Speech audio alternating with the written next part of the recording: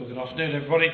Moving on into the Roman period, I think the last paper very nicely set this up by emphasising continuities rather than breaks over time.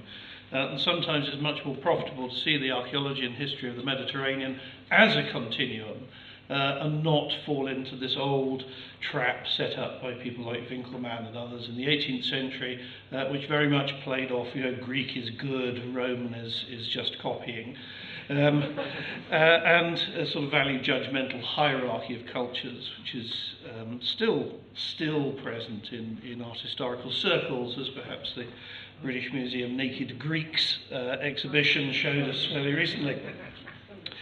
We have three papers in the Roman session, and we've got a couple of non-speakers on the stage as well. This reminds me very much of a PhD defence in the Netherlands some years ago, Carol van Driel Murray's PhD, where a squad of legionary troops glowered at the audience of this open PhD defence.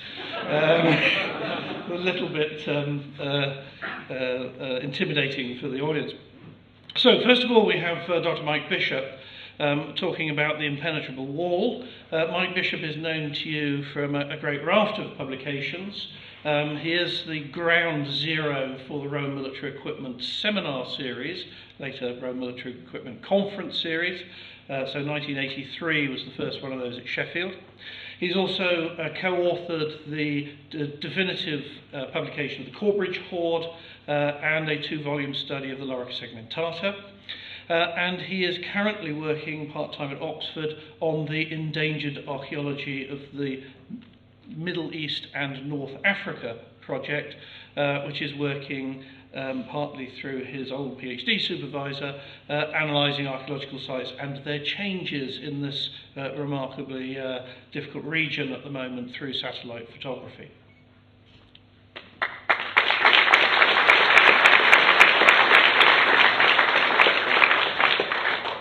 Okay, good afternoon everybody. Can you all hear me well enough?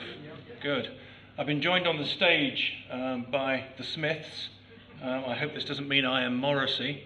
They're going to be demonstrating some of the aspects of the armour I'm going to be talking about.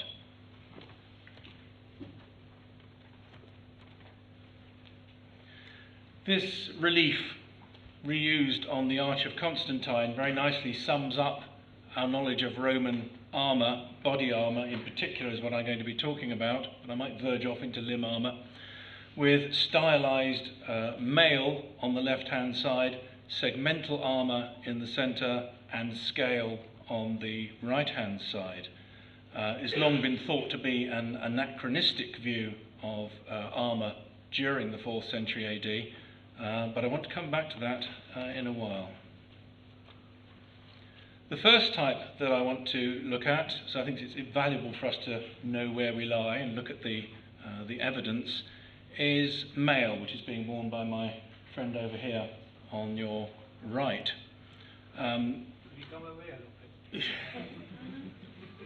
Move around.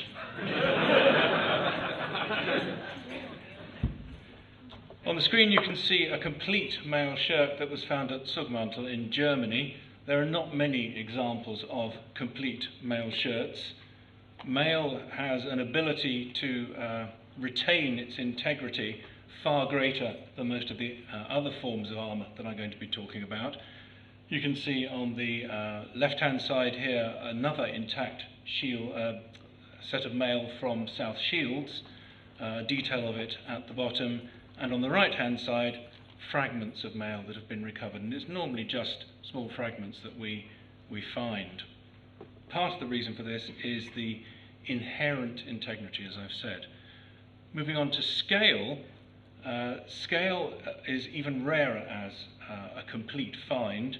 The example at the top comes from Carpoo in Fife in Scotland, and is still attached to its textile backing. The important thing to remember with ordinary scale is that whilst the scales are attached horizontally by wire ties to their neighbours, they're not attached vertically to their neighbours, so they have to be sewn onto a garment, which means, of course, that once the garment rots or falls to pieces, the scales tend to just degrade into rows, and it's often rows of scales that we find. And then on the right-hand side we have a fragment of an altogether different beast, which is what I call semi-rigid scale, which is a scale that is not only joined horizontally to its neighbours, but also vertically as well. Here's an example from Corbridge, looking at the rear, so you can see how the ties are crossed over. Normally with semi-rigid scale, there is a degree of movement in it. It's not tied to be completely rigid, which is why the term semi-rigid is suitable for it. And this is actually quite useful because it enables the cuirass not only to have some movement in it, but also to dissipate kinetic energy from any blow struck against it.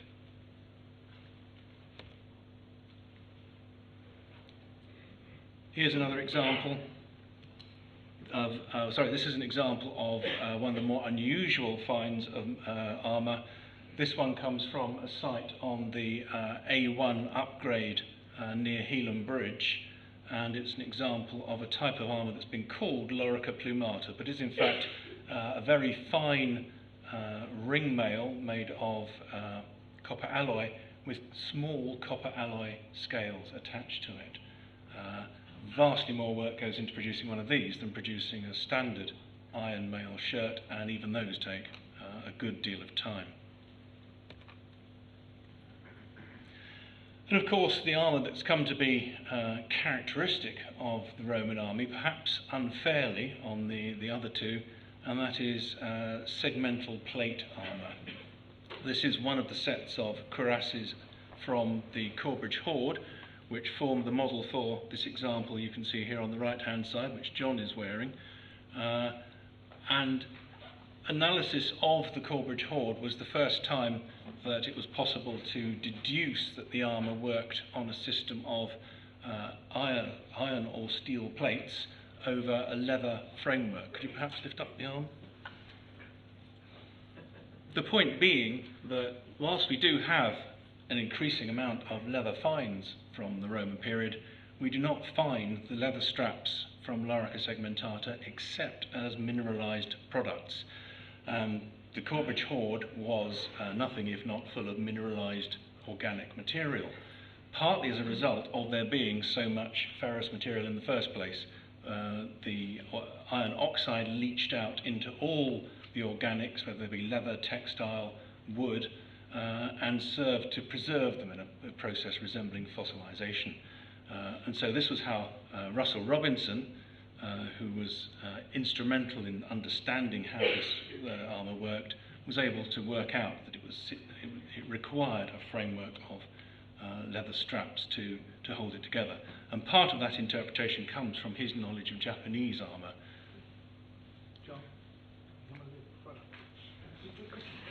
Some of the finds of Lorica segmentata show that there's more material than just the Corbridge Horde, although the Corbridge Horde comes to dominate everybody's appreciation of it.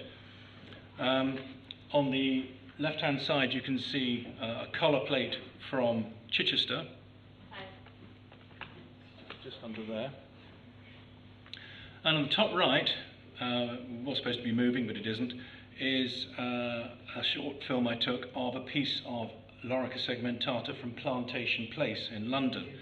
And this was a rather significant find because it came from the immediate post-Boudiccan fort in the centre of the city, and you can see my diagram at the bottom showing the formation process. Essentially the upper shoulder guard has been ripped off, and then the remainder of the upper part of one side has been thrown down onto the ground and has twisted in the process. It has to be said that archaeologically Lorica segmentata is the most common find of armour, and it is probably overrepresented by comparison with the other types of armour.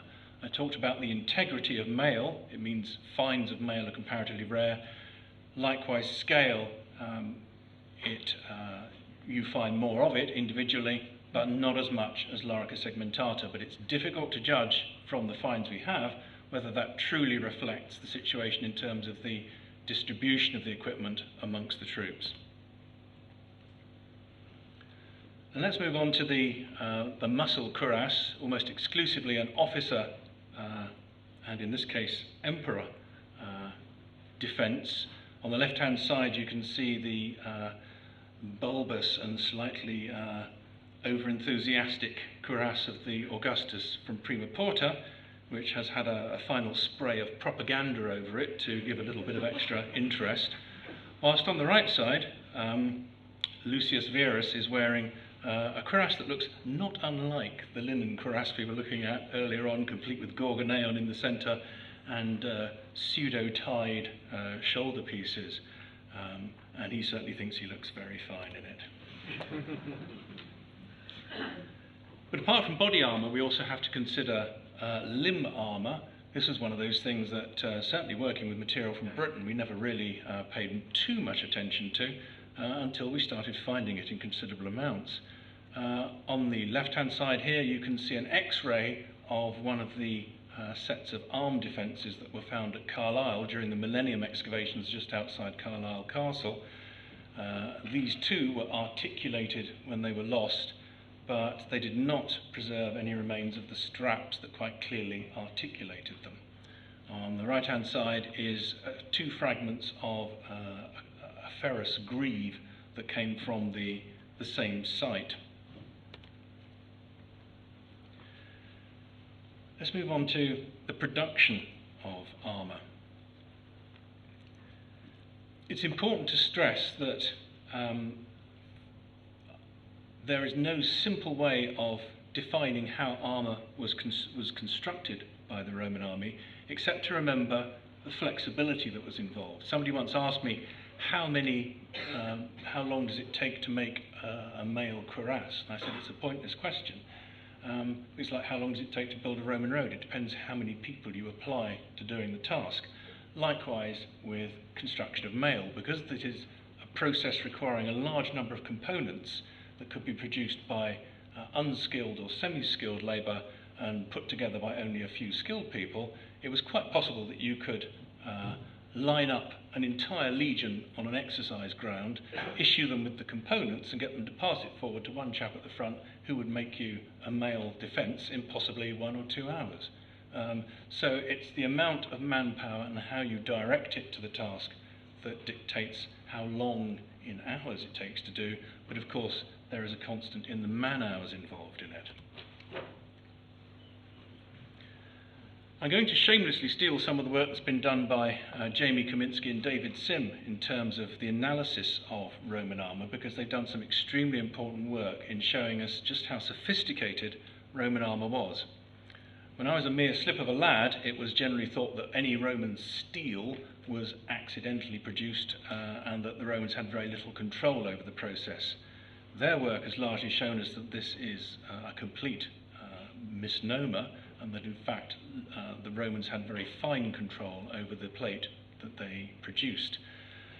Whether they were producing steel wire to make mail, or scale, or plate armour, they were able to control the quality of the material, so much so that David once commented to me, and you may care to withdraw this now, that some of the bog standard plate used in Lorica Segmentata was finer, of better quality, than some of the best armour that you can find from the Renaissance period. And this was the stuff that they were issuing out to the ordinary legionaries. So how did they actually do the production? Well, we have some clues to how it was done. Largely in the imperial period, it seems that legions in particular were responsible for their own equipment production.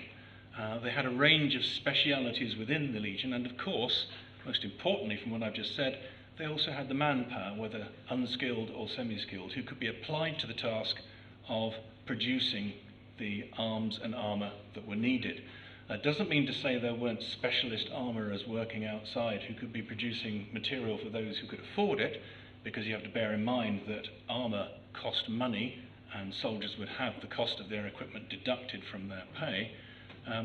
But it does mean that the large run-of-the-mill equipment that was necessary could be produced by the army itself. and we know something about the specialists who were involved in this. This small chunk from the digest, which preserves a portion of Tertullianus Paternus's military work, a man who himself was not unknown to the military life, gives us some idea of the sort of range of specialists any legion would contain.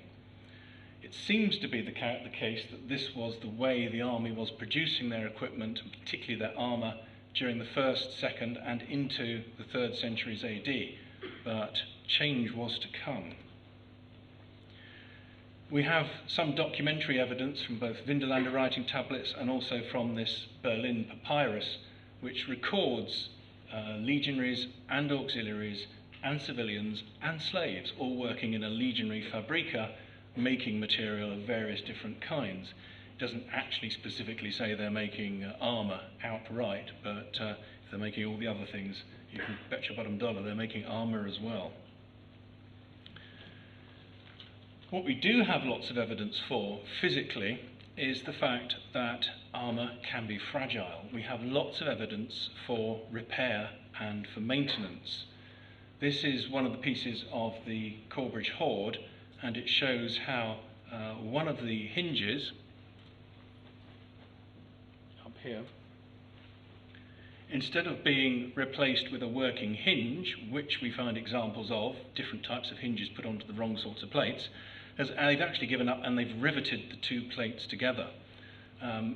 One of the things that people query about Lorica segmentata is why does it have all these funny moving bits which don't seem to do anything? But again, I suspect it's all to do with the dissipation of force when a weapon strikes the armour. The movement that's available in the armour, whether it be on the leather straps or on the hinges, will all help to dissipate the force and protect the wearer. This is one of the drawing of one of the arm guards from Carlisle.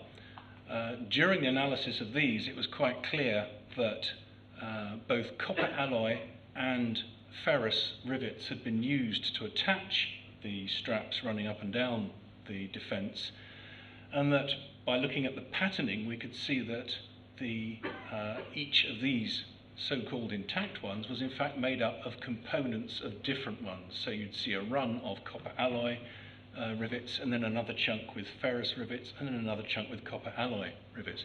In fact, these are what you could call cut and shuts. It's cannibalism in operation, and it's something the military always does well. The Royal Air Force invented the word cannibalism, and this is one reason why. Here's a man taking a Spitfire apart. In fact, the Royal Air Force trained a special unit to construct Spitfires in the field when they were damaged with rudimentary jigs. The aircraft was manufactured in jigs, unlike the Hurricane, which made it very difficult to repair. It had to be sent away. So prior to D-Day, the Royal Air Force actually trained up a unit of mechanics who could repair Spitfires in the field from quite serious major damage. War makes incredibly ingenious mechanics of us all. Protection. I see three components to the protection provided by any armour. First of all, we have what I call the carapace, the armour itself. So the stuff on the outside. By itself, it's pretty useless. You just drop it down on the floor, it falls into a pile. It doesn't do anything. Second, we have a need for energy dissipation. I've talked about this already, about how the armour in some way does this, but also we have the undergarments underneath the armour that are there to help absorb the shock and to distribute it. And again, the work by Sim and Kaminsky suggests this doesn't need to be great big thick padding.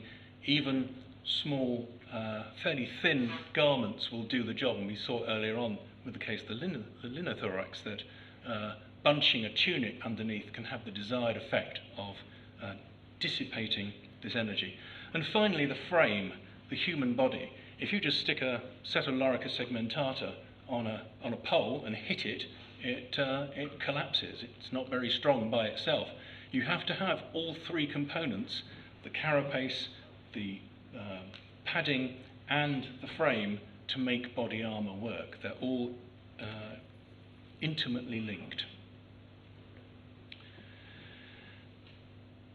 One of the things that has intrigued me is the study of this second layer, the padding that lies underneath the armour.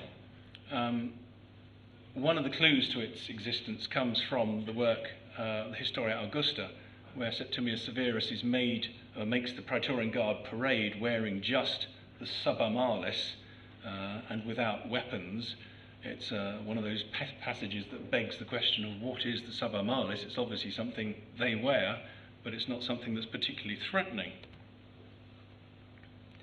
Equating that with the thoracomachus, which is described by the anonymous in the De Rebus Bellicis, and here illustrated in a Renaissance illustration, gives us some clues to what this garment was like. It included felt, it may have had a leather covering, and it was in fact proposed at one point as a defence in its own right. Although Dr. Colston over there has argued cogently that this was never actually practiced by the Roman army and that you can trace the use of body armour right through into the late Roman period. Nevertheless, our ingenious hero of the De Rebus Bellicis thought that it might be a solution to his problem. This tombstone of Severius Acceptus has often been suggested as depicting one of these padded garments, but that then worries me slightly as to where is his armour. It looks to me more like a misunderstanding of armour than a depiction of an undergarment. On the other hand, the garments draped on the right-hand side of both of these Marses, one of whom looks uncannily like Hadrian, are good candidates for identification as an undergarment, possibly the subarmalis or thoracomachus. There's been a lively debate on this issue on the Roman Army Talk website over the last few months, and it's worth looking into if you're interested in it, but it's very difficult to come up with a definitive answer. It just looks slightly more convincing than some of the other interpretations. I'm so tempted to write a caption to what Sabina is saying to Hadrian at that point. And then we have this wonderful passage written by a Decurion from Carlisle, dating to around the same time, slightly before the arms that we saw, where he's reporting to his prefect the missing equipment that his troops have, and this includes amongst these a reference to subarmalis, so these troops are going into battle without the required padding underneath their armour, if this is the correct interpretation. Roger Tomlin has suggested that a subarmalis is in fact a type of javelin, but myself, I'm still inclined to interpret it as padding for armour. And finally, this illustration from my original article some years ago, looking at the whole process of why we needed padding underneath armour, goes into the business of the human frame. If you look at the average human being, their collarbones slope down. The trapezium muscles mean that it's very difficult for lorica segmentata to sit correctly, and you end up with this situation where the breastplates cross over. Unlike these. Excuse me, could you send them back? Could you go back, chaps? We have our soldiers back. And the other one, please. Thank you. Go on, John.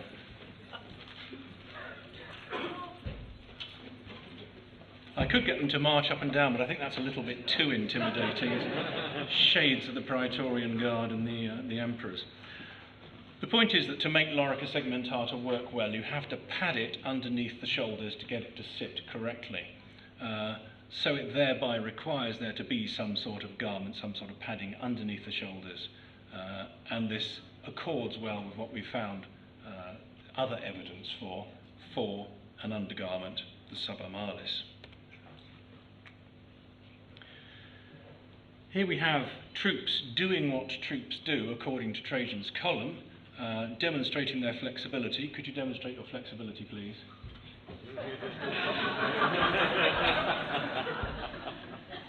Oh, the power. I'll get them to do the sand dance at the very end if you ask me very nicely. But it's an important requirement that troops should be able to move, given that we're dealing with an engineering army who have to dig a camp at the end of every day's march. They're not all going to take their armour off, dig it, and then put the armour back on. Trajan's column then gives us a classical view of what the Roman army looked like at the beginning of the 2nd century AD, but at Adamclisi in Romania, we get a very different view. Here we can see soldiers wearing scale and mail, but we don't see segmental body armour.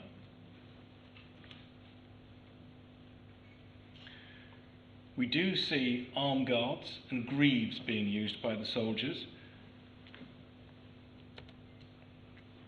And this reconstruction by Jim Bowers shows an attempt to depict what a Roman legionary may have looked like in the Hadrianic period in the north of Britain.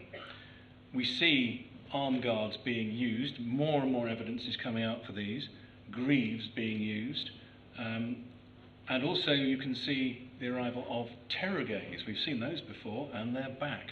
Usually terrogays were found with imperial statues, with officers, but now they're starting to figure amongst the equipment of the ordinary soldiers as well. But this figure gives us two interesting insights into what the different sources tell us. We can see on the left-hand side the arm guard, the terrogays, and the greaves coming from Adamclisi. On the right-hand side, a helmet with cross pieces to protect against the falx, and also lorica segmentata. So the evidence is diverse and rich, but we have to be very careful how we interpret it and what it tells us about the development of Roman armour. Here is a phallera in the Cabinet des Médailles in the Bibliothèque Nationale in Paris, and it shows a group of legionaries along the top, all of whom appear to be having or wearing terrogays under their armour.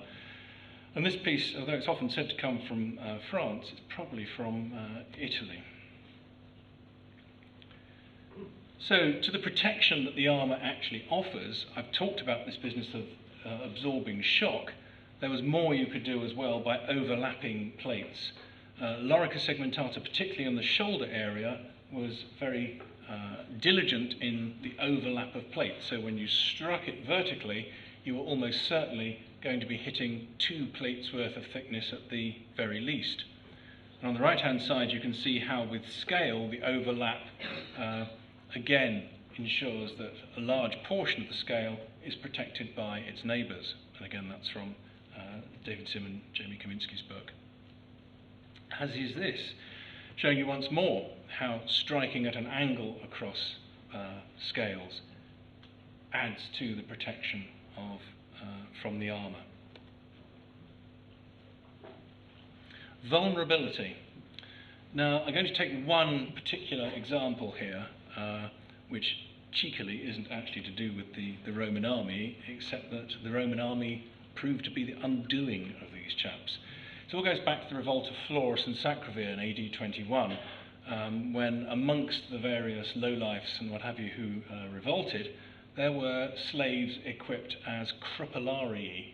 These were gladiators almost entirely encased in steel armour, who proved to be something of an obstacle to the Romans.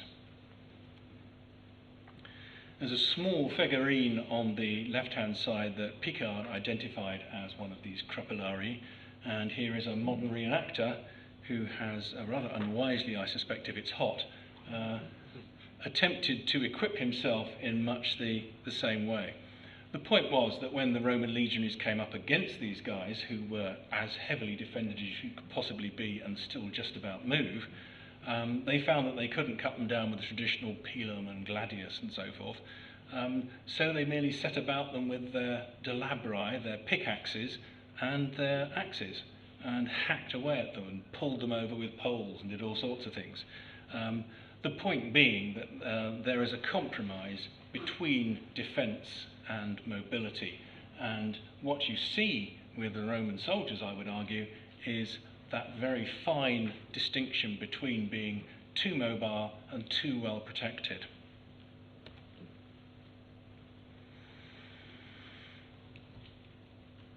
I like this quote. not least because I like the fact that it says body armour good practice, not best practice. So presumably policemen don't necessarily deserve best practice in terms of their preservation in their line of duties. It's a very interesting report, should you care to read it. So finally we come to the evolution of Roman armour. What was the fantastic developments that went on from the early imperial period through to the late Roman period with body armour? And I'm afraid the answer isn't very exciting. One of the major developments that came in Roman military equipment production was the institution of state fabrici, state workshops. And here's a map showing you the distribution of some of these, and you'll note that some of these are for armour production. However, the picture from the archaeology suggests that this is not the whole story, and that in fact in provincial areas something very different is going on, or rather the same thing as before is going on. Many years ago during excavations, I think it was in the lanes at Carlisle, this fragment of a Newstead type lorica segmentata was found in a 4th century context, and at the time it was dismissed as being residual and that it was obviously dating to a much earlier period. I should point out that amongst the Carlisle Millennium finds there was an almost identical piece of Newstead armour with a Hadrianic date. And so this sort of got shuffled to one side until, comparatively recently, excavations in Leon in Spain found in more than one location very clear evidence of both the Corbridge and the Newstead types of lorica segmentata continuing on into respectively the 3rd and 4th centuries AD. So it then begins to look as if the armour from Carlisle in Britain may fit into the same pattern, and that it is not residual and that it actually belongs in the late Roman period. In which case we have types of body armour being introduced in the 1st century AD with the invasion of Britain, which then maintain or carried on in use with very little development right the way through into the 3rd and 4th centuries AD, which to me says that they did their job and that they were what soldiers wanted to use, and that despite the fact that lorica segmentata has an alarming tendency to fall apart and disintegrate, it nevertheless was thought worth the while of the PBI who had to reassemble these things in their barracks presumably, or if necessary take it off to the workshop to have the whole thing stuck back together, or stuck in a chest of course, there's always that option, so that the armour of the legionaries and the auxiliaries from that period, the 1st century, 2nd century AD, was adequate. They felt no need to enhance it or change it. We don't see any of the Eastern styles of armour, lamellar armour in particular, coming to the West. There's no evidence of that whatsoever. You sometimes see semi-rigid scale being misidentified as lamellar armour, but that's not the case. We only ever have scale, semi-rigid scale, mail and segmentata in Britain and in the other provinces where we have detailed records of excavation and examination. This has been rather interestingly diagrammed by Joaquim Araquequia, a man who once told me that his nickname for me was Bicho, which means bug. I'll get him back one day. Who modified my battleship diagram showing the use of lorica segmentata to extend it to much later, so into the 3rd century with Corbridge type and into the 4th century with the Newstead type. This is somewhat akin to us still using Spitfires in the Royal Air Force. Such is the lack of development that's gone on in these terms. So I've given you a brief insight, I hope, into the way that Roman armour can be seen to have developed, i.e. not at all, given you some indication of how it was manufactured in a very inventive and cooperative way, and also shown how it functioned to some extent in terms of its practicalities, and that the key thing to remember is the balance between protection and mobility. There are works you can refer to if you wish to take this further. The two on the, or the one in the centre and the one on the left, are available free online. Particularly like to thank Dr. Mike Thomas for making his volume available. The other one is available from all good bookshops and even from some not so good bookshops, allegedly. And finally, that is the end of the impenetrable wall.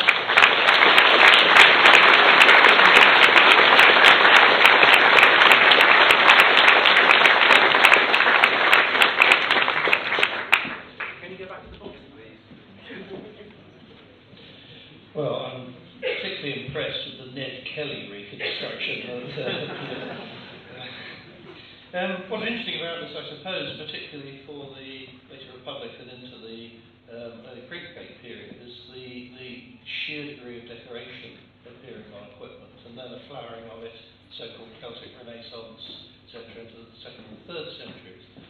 And I think, taking a broader view, what this does is get us away from anachronistic modern views of what it means to be a Miles Gregarius or a Grunt or a Leatherneck or a Lancer or whatever.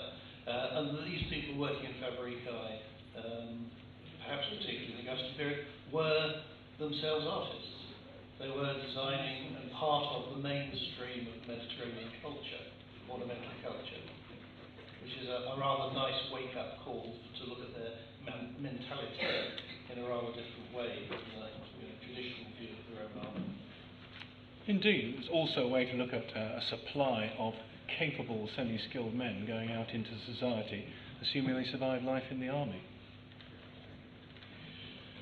Right, let's go for the gentleman on the back row there first. Just a quick question. Are they Victorian plants, I think you said?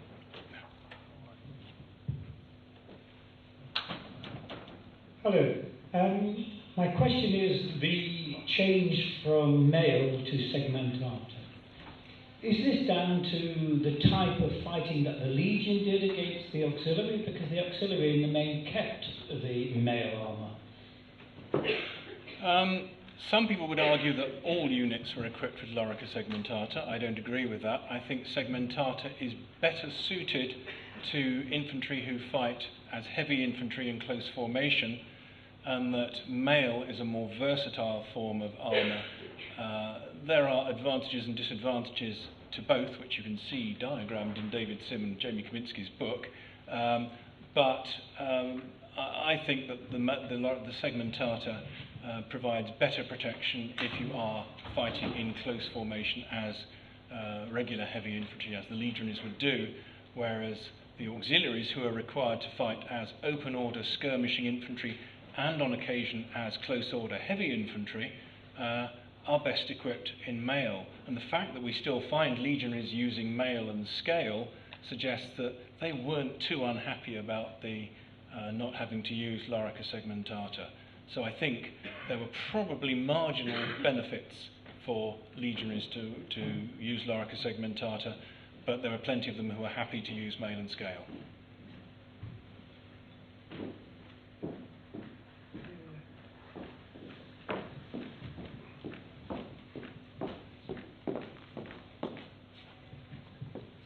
You talked about most of the evidence, obviously, from sort of the northern side of the Mediterranean, in terms of obviously Britain, Germany, and so forth. In the hotter climates, given being the Roman army who they were, do you think they adapted to the climate they serviced in? I mean, they seem to, for instance, with things like boots and sort of clothing and so forth. Would they have adapted their armour? Would there be the possibility, for instance, of sort of hotter climes of North Africa, where you're going to be inside your own personal wrap of Bako foil over there, of wearing perhaps, say, adapting to linen armour or something, like we were seeing this morning? Would there be sort of, some possibility of that, do you think? Well, given that we have a limited pool of evidence from those areas, it's difficult to tell, but as I'm sure Guy is going to go on and talk about later on, there is evidence from the east that suggests that they were pretty much equipped the same there as they were in the west. If anything, there's a tendency to winterize legionaries with the adaptation of knee-length trousers and so forth, and lots of capes and cloaks. So I think more in the colder regions are they adapting than they are in the hot regions, but we have very little evidence from anywhere apart from Israel to help us with this. I mean, we need a lot more evidence from some of the unstable areas, unfortunately. Gentlemen, with the side there, straight in front of by the door to your...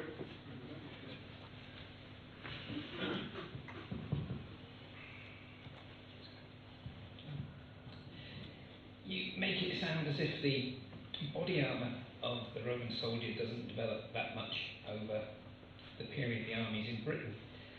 But surely we see some development in their weapons, from the sort of simple sharpened iron bars to laminated pattern-welded blades, and lots of different types of weapons. So the Roman army does show some improvement, would you say? Definitely improvement in weapons, but in terms of armour, there doesn't seem to be any improvement. But yeah, I'd agree completely with you. There is a continuing evolution in the weaponry they deploy. Would you say that the hook and eye attachments of the Newstead design of the Segmentata are an improvement over the leather straps and buckles of the Corbridge? In that they don't break or stretch and require less repair? I think that there's a good proportion of the Roman army who thought they were an improvement. Having talked to people who put on reconstruction Newstead ones, I gather they are more difficult to put on than the Corbridge one, but it's not prohibitively difficult to do it. So I think, yes, it is an improvement because it is a simplification. All those leather straps flapping around are particularly troublesome, especially if you go through extremes of climate. And it's been pointed out to me by reenactors that they usually carry around with them several spare leather laces so that they can repair themselves in the field if need be, because of the tendency to drop apart with Lorica segmentata. I guess scale as well would do it, but mail, as I've said, is a much more solid defence in those terms. Well, should perhaps interject that we've got a little cultural history here, in that, of course, Robinson's model was from complex to simple, driven by efficiency. And that was very much based on what happens in the 15th to 17th centuries in Japanese armour. Much more riveting, much less lacing, partly to do with removing as much lacing as possible in order to cut down the rot, the effects of long-term dampness, of corrosion, of lice, etc., getting into those organic parts during a long period of war between the daimyos of Japan. Someone takes a description of Carlisle. Russ Robinson's background of Eastern Army, yeah. Question about the arm guards and the reinforced helmets. So I thought they were a weapon-specific modification for the Phalanx.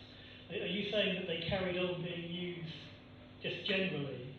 And are there any other weapon-specific modifications to the armour that you can think of? Well, until the Carlisle Millennium find, there were only a few fragments of arm guard from the UK. Examples from Corbridge, from Vindolanda, quite a few pieces from Richborough as well. But it wasn't until components of 3 or 4 complete arm guards came from Carlisle that we began to see, in the Hadrianic period, a period when there's hints of disturbance anyway, that there was some response going on that was more than just Dacian war improvements meeting problems that were specific to that particular war, and that they clearly saw that these things had an application elsewhere. Can I think of any other improvements? Not off the top of my head, but as soon as I sit down, I'll be able to come up with about 10. And there are hints of pre-Trajanic uses of Manichae. Yeah, there's a late Flavian tombstone. So the anti-missile explanation that goes with the Dacian falx is more complex, because you've got them all across the northern frontiers of the empire, facing cultures that don't use any form of really heavy bladed weapon like that. Hi Mike, I was just thinking, when they were coming into contact in the eastern provinces with the Persians, the Parthians and then the Sasanians in the 3rd century, how effective was the armour against archery? You know, I'm thinking in terms of the recurve bow, the Scythian style recurve bow. Well, that's only the same sort of bow that they're facing much earlier. I mean, it was disastrous for Crassus at Carhai, but that was for tactical reasons rather than for equipment reasons. It has to do with how you protect your infantry with a mobile cavalry component to keep anybody who's going to sit there and take pot shots at you at a distance. So I think that's more a tactical consideration than anything in terms of protection. But that being said, most Roman armour, from what David Simmons told me, is able to resist most archery. There's always going to be, you know, if you go and do a point-blank test, you could probably shoot through something, but that's not the reality of warfare. The reality is standing off and shooting lots of arrows at a distance where the things don't have quite as much energy when they land as they do if you're shooting directly at a target or something.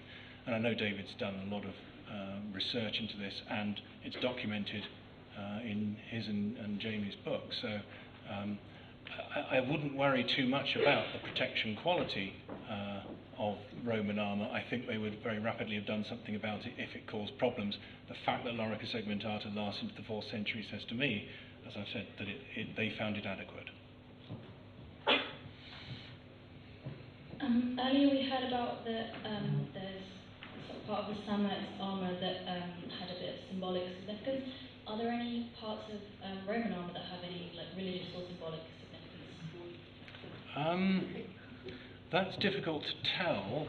Nothing that survives in the documentary evidence. Of course, lots of the cavalry helmets have large elements of symbolism, mythological and otherwise, built into them.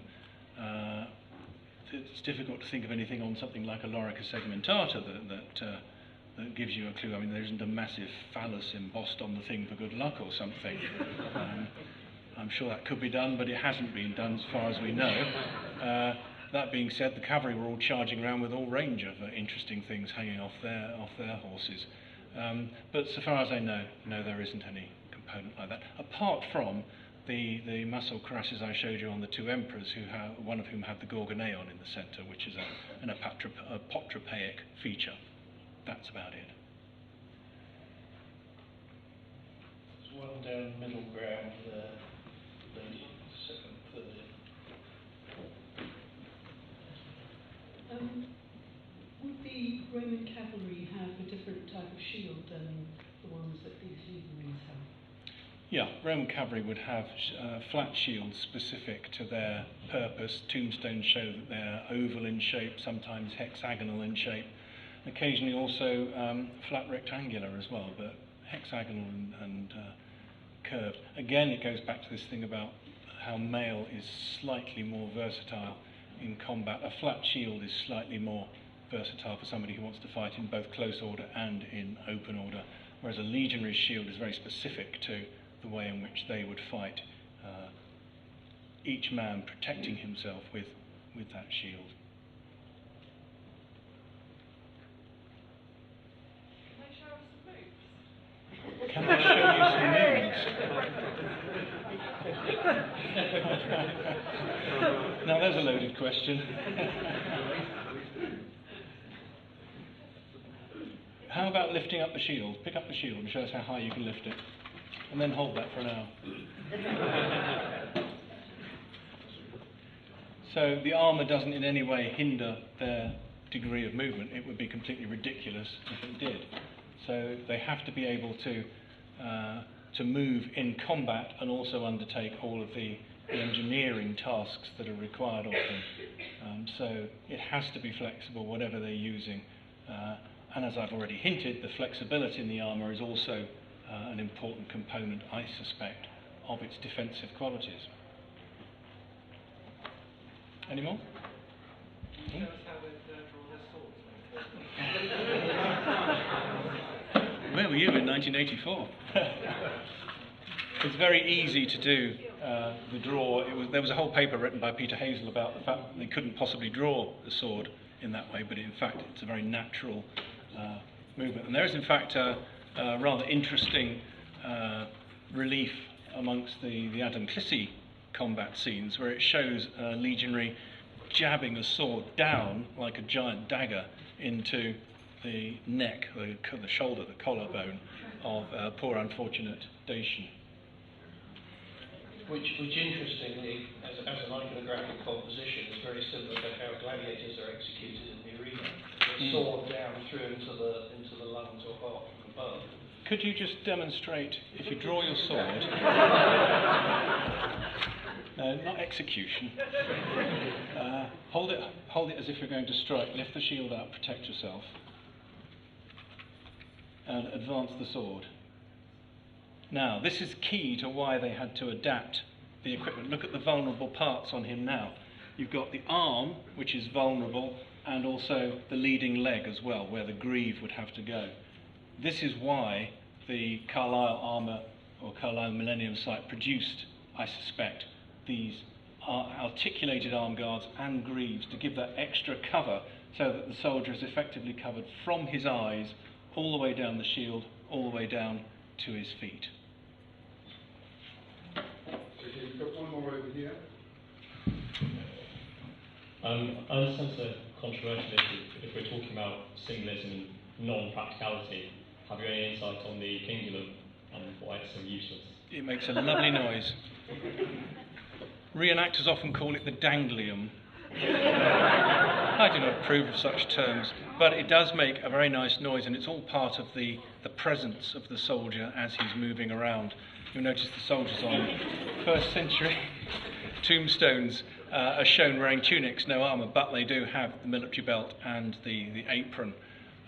So you knew when a soldier was coming, not only by appearance, but also by sound. Jingling and hobnails and all those elements. I've heard that they used it for the marching technique, marching step. Marching in step, now there's a thorny subject. They used it to sort of set the pace of what they were using and really... No, there's no evidence for that. It depends upon the fact that it would depend upon Roman armies marching in cadence step, and there's a lot. There are many arguments as to why the Roman army wouldn't march in cadence step, but would march at the same speed. Vegetius is very specific, or very non-specific in saying you all had to learn the military step. He doesn't say everybody marched sin, sin, syndex, sin. Yes, just a curious point. I know you're not dealing really with shields, but your shields here are displayed at black background. A lot of the Ermine Street Guard reenactors have red shields. Is there any reason that the shade of different colour, different regions? How does it work? It's purely inter-unit rivalry. The red on the Ermine Street Guard hides the blood very effectively, I think. The evidence for shield colouring is very limited. We unfortunately don't have any tombstones that preserve much in the way of shield colours, as far as I'm aware. All we have are the shields from Duria Ropos, where you've got one legionary shield and half a dozen auxiliary shields, which where red predominates as the colour on the front, but we have a whole range of colours on the back, including blue, or midnight blue, I think it is on one of them. But in terms of shield blazons, the sort of thing that people like to analyse on Trajan's column, well, you really need an expert on Trajan's column to hand, isn't it? It's very thorny ground and minimal evidence. So reenactors go with what they've got, basically. Right, we'll make that the last question. One more here. Okay, just one quick one.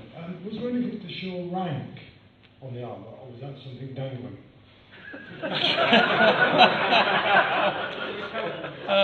Well, you wouldn't be able to tell a miles gregarius, an ordinary soldier who had to do everyday duties, from an immunist, the guys who were listed on the thing. I mean, by what they did, they would show who they were. But there's nothing about them to distinguish between them in terms of rank. It's only when you get an optio who has a staff with a knob on the end of it, and the centurion who has a completely different panoply with a transverse crest and the sword and dagger reversed and so forth. But amongst the ordinary soldiery, there's no sort of subtle distinctions marked out, no arm badges or anything like that. Could I just take this opportunity to thank John and Tom Smith for their sterling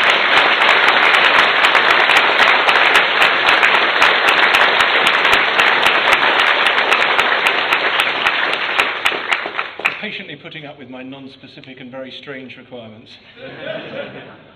Which gives me flashbacks to the 1983 Roman Military Equipment Seminar when, having been working on Trajan's column and being somewhat interested in this figure with the Lorica Segmentata, first time I had how can I put this delicately, a member of a reenactment group wearing that stuff to play with. And we were in a room with seating and tables around four sides with an Urban Street Guard person in the middle. And I'm facing him, he's facing me, and I said, how high can you raise your arms? And he rose, do it, go with the Lorica Segmentata. How high can you raise both of your arms? No problem at all. So I said, how far can you then bend over and touch your toes? And everybody who was behind him burst into laughter. On that note, we're taking tea, and if you could all be back in the room and in your seats sharply by 1:30, we'd be very grateful. And it remains just to thank the speaker. Thank you very much. Bye.